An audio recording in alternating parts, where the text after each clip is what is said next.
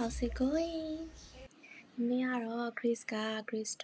first and ever MacBook လေးတော့ဝင်မှာပေါ့နော်ဆိုတော့လိုက်ကြည့်ပေးကြပါဦး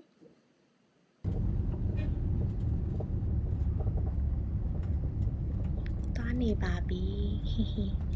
နောက်ဆုံးတော့ MacBook လေးရပြီပေါ့နော် Yeah, sorry, no. ဟုတ်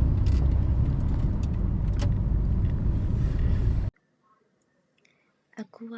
ကိုရီးယား MacBook လေးကို setup လုပ်ပေးနေပြီပေါ့နော်ဒီနေ့ Android မှာလည်းလူတွေအများကြီးပဲတော်တော်စောင့်လိုက်ရတယ် Yay I'm my big supporter as always my mom love you အမဆိုင်ရတိုက်ထားတဲ့ coffee မှုတ်ကြတော့လို့ခံကောင်းတယ်ခုပတ်စံရှင်းနေပေါ့နော်ပြီးရင်တော့ပြန်มาတော့မယ်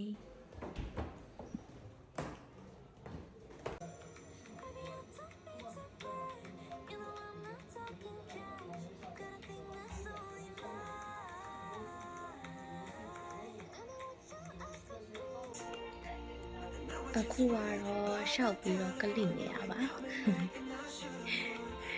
ပုံနဲ့ပုံလေးတွေပြန်ပြီး import လုပ်နေရပါတော့ပြီးလို့ရှိရင်ဒီမှာ editing လေးလုပ်ချင်းလို့ပေါ့အဲဒီရှောက်ပြီးတော့လုပ်ကြည့်တယ်ပါ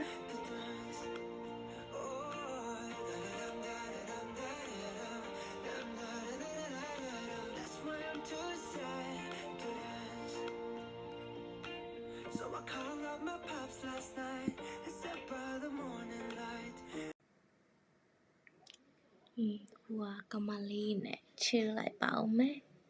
Grace ရဲ့ MacBook shopping journey လေးကိုလိုက်ပြီးတော့ကြည့်ပေးကြတဲ့အတွက်အကုန်လုံးကျေးဇူးတင်ပါတယ် See you in my next video bye